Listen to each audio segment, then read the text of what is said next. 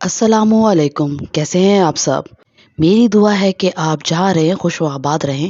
اللہ آپ کو اپنے سوا کسی اور کا محتاج نہ بنائے، آمین۔ آج کی کہانی کا نام ہے تمہارے ساتھ ساتھ۔ ایسے جنات کا قصہ خاص جو انسانوں کے دوست بن کر رہنا چاہتے تھے۔ آئیے سنتے ہیں۔ اس وقت رات کے 10 یا 10:30 کا عمل ہو رہا ہوگا۔ لائٹ حسب معمول نہیں تھی۔ میرے دونوں بیٹے 7 سالہ احمد اور 5 سالہ اسجد سو رہے تھے، جبکہ دونوں بڑی بچیاں دادی کے ساتھ برابر والے کمرے میں سو رہی تھی۔ چونکہ بچے صبح اسکول کی وجہ سے جلدی سو جاتے تھے اور میں رضا یعنی کہ میرے شوہر کے انتظار میں جاگتی رہتی تھی۔ میں بیڈ پر لیٹی ٹارچ کی روشنی میں کہانیاں پڑھ رہی تھی۔ یہ میرا اب بھی معمول ہے کہ میں دوپہر میں سونے لیٹوں یا رات میں، میرے لیے مطالعہ بہت ضروری ہے، ورنہ میرا کھانا ہضم نہیں ہوتا۔ ہاں، تو میں ذکر کر رہی تھی کہ میرے دونوں بیٹے سو رہے تھے کہ ایک دم احمد ہڑبڑاتا اور روتا ہوا اٹھ بیٹھا۔ وہ نہ جانے کس کو دیکھ رہا تھا، ہوش میں بالکل نہیں تھا۔ میں جلدی سے اٹھ کر اس کے پاس گئی۔ احمد، کیا ہوا بیٹا؟ سو جاؤ، میں نے ہاتھ پکڑ کر اسے بٹھاتے ہوئے کہا، جو نہ جانے کہاں جانے کی کوشش کر رہا تھا۔ وہ بہت گھبرایا ہوا اور ڈرا سہما ہوا سا ہو رہا تھا، میرے قابو میں نہیں آ رہا تھا۔ اچانک روتے روتے بولا، ماما ماما، یہ اتنا لمبا کیسے ہو گیا؟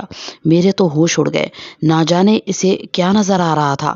بہرحال میں نے اس پر آیت الکرسی پڑھ کر دم کیا اور لٹا دیا۔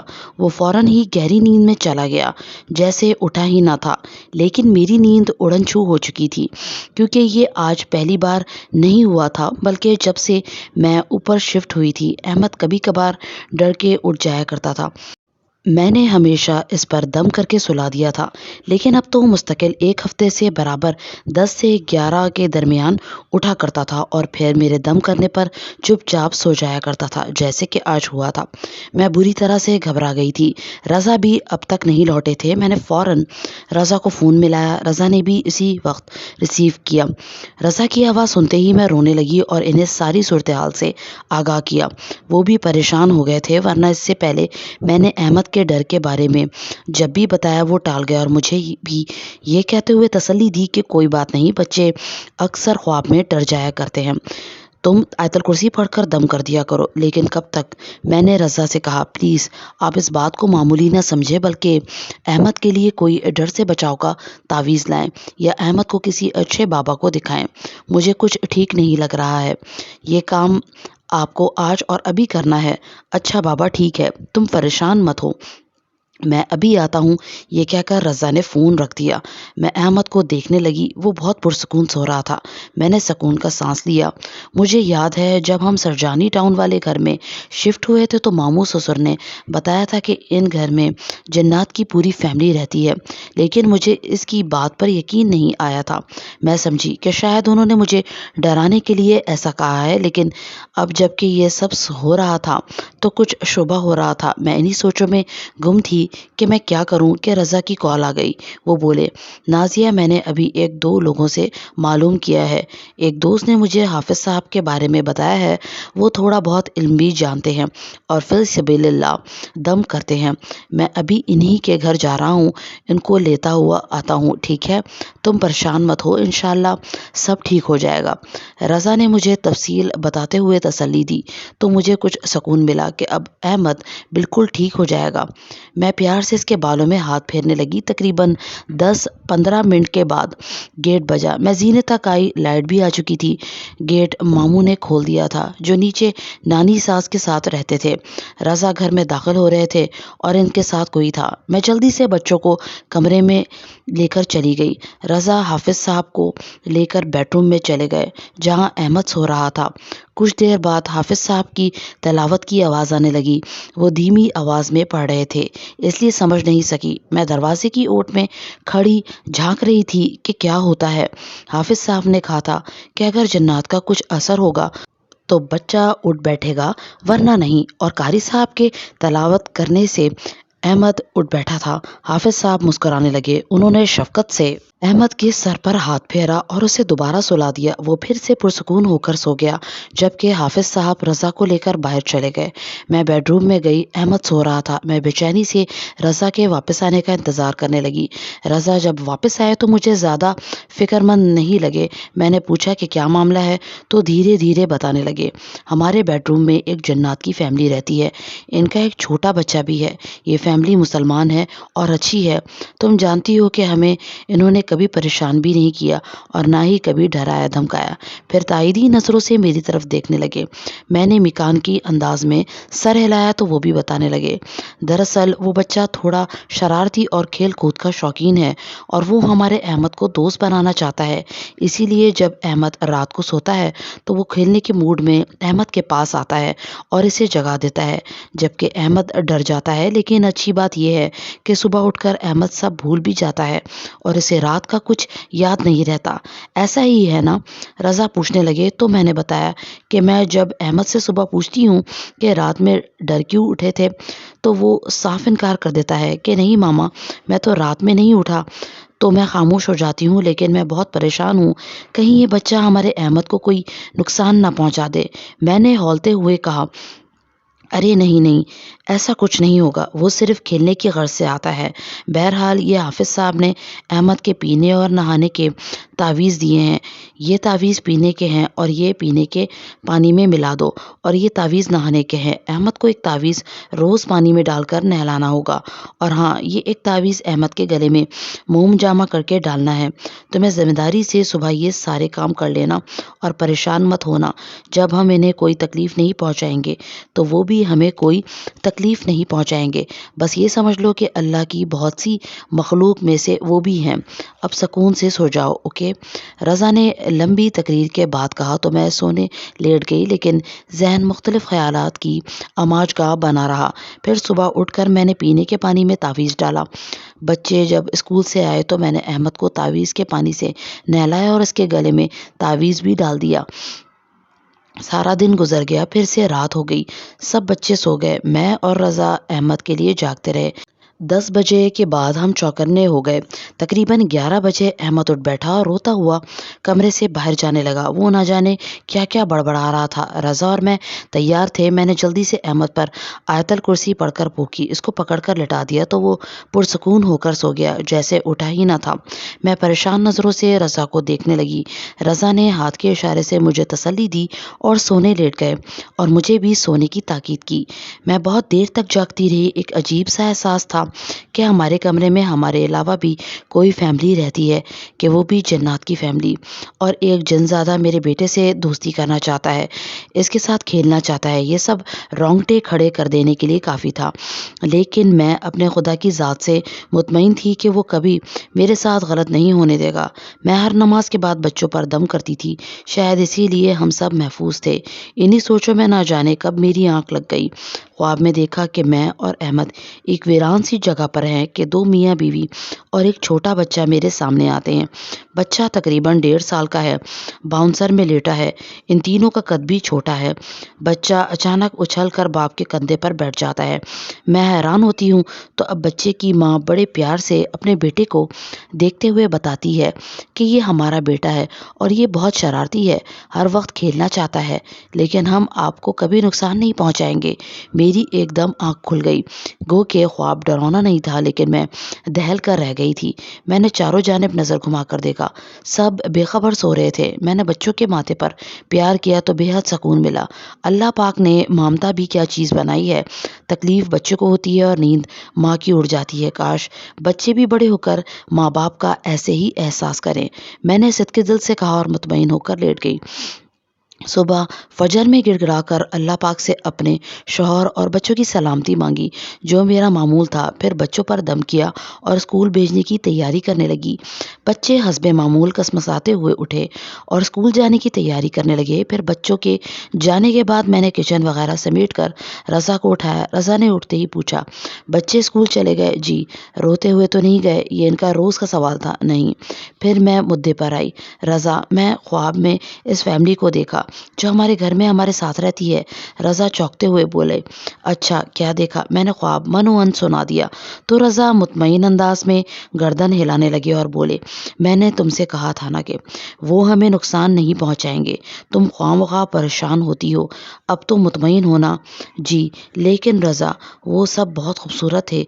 छोटे कद के थे लेकिन रोशन चेहरे वाले थे।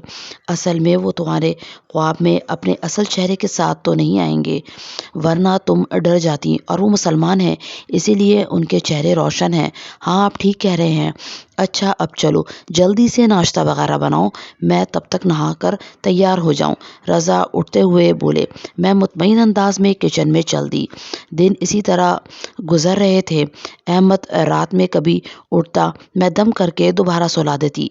वो बेखबर सो जाता और सुबह उसे कुछ याद ना होता। मैं दोपहर में बच्चों को सुलाने लिटाती। छोटे अजद को आदत थी कि मैं जब तक इसके पास ना लेट जाऊं वो सोता नहीं था, और अब तक इसकी यही आदत है। हाँ तो मैं अजद को सुला रही होती। सुलाने के बाद लाउंज में आ जाती तो अहमद अकेला बैठा खिलौनों से खेल रहा होता। मैं समझ जाती कि यकीनन वो बच्चा भी अहमद के साथ खेल रहा होगा। मैं सारे खिलौने समेटकर अहमद को सुलाती, लेकिन फिर लाउंज में आती तो खिलौने मुझे बिखरे हुए नजर आते। मैं फिर समेट देती। एक दिन तो हद ही हो गई। मैं हस्बे मामूल सुबह सवेरे उठी, नमाज वगैरह से फारिग होकर बाहर निकली तो लाउंज से बाहर कुर्सी पर नजर ठहर गई। मैं हक्का बक्का कुर्सी को देख रही थी।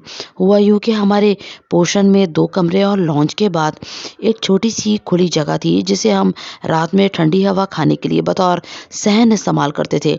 इसमें एक छोटा सा पलंग और एक कुर्सी रखी थी।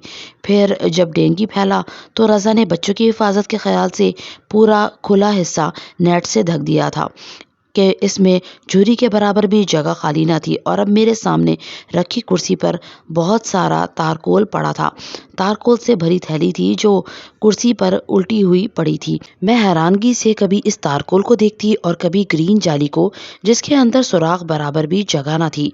मैं हैरान थी कि ये तारकोल आया कहाँ से, जबकि मुझे अच्छी तरह याद था कि मैं रात के 1 बजे तक इसी कुर्सी पर बैठकर रज़ा से बातें कर रही थी, और जब तक मैं सोई थी ऐसा कुछ नहीं था। यहीं करीब रोड भी नहीं बन रहा था। फिर आखिर ये तारकोल आया कहाँ से? मैंने घूम घूम कर सब जगह से देख लिया, लेकिन ये तारकोल का मामा हल ना हुआ। फिर बच्चे उठे, वो भी इसे अजूबे की तरह देखने लगे। अरे मामा, ये क्या चीज़ है?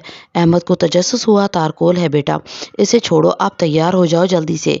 ये क्या होता है मामा? अरे बेटा, इससे सड़क बनती है जिस पर गाड़ियाँ चलती हैं, मैंने बताया। अच्छा तो ये हमारे घर में कहाँ से आया?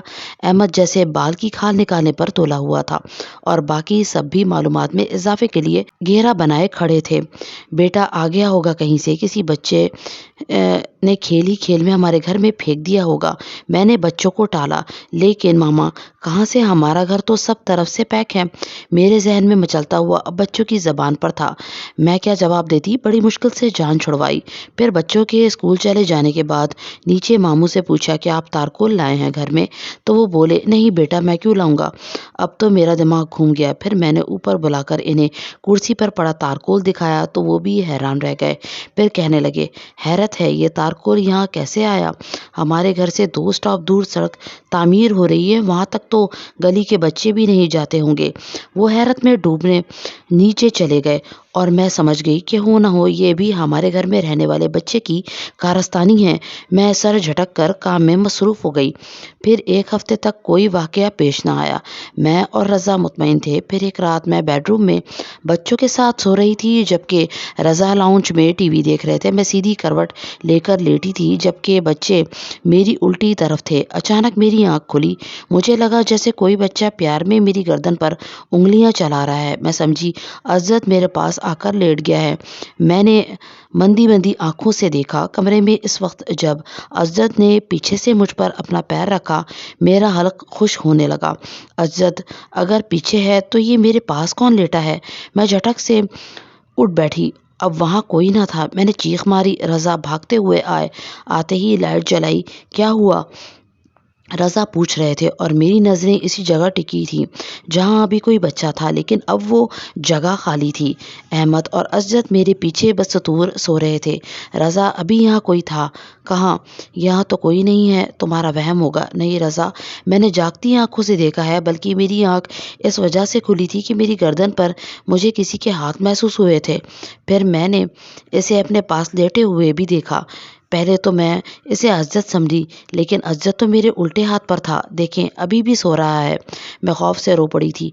किसी भी इंसान, खास तौर पर औरत के लिए किसी भी गैर इंसानी मखलूक का देखना बहुत खौफ की अलामत है। हर चंद के मैं जानती थी कि मेरे कमरे में हमारे साथ एक गैर इंसानी मखलूक भी रहती है, लेकिन वो कभी मेरे सामने नहीं आए थे, तो मैं मुतमईन थी। लेकिन अब अपने सामने देखने के बाद मेरा खौफ से बुरा हाल था। रज़ा ने मुझे तसल्ली दी। अरे नाज़िया, तुम एक बच्चे से डर गई।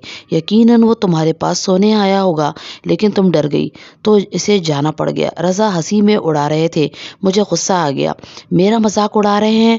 अभी अगर आपके पास आया होता तो पूछती। नहीं भाई, मेरे पास क्यों आएगा? तुमसे दोस्ती है, तुम्हारे ही पास आएगा।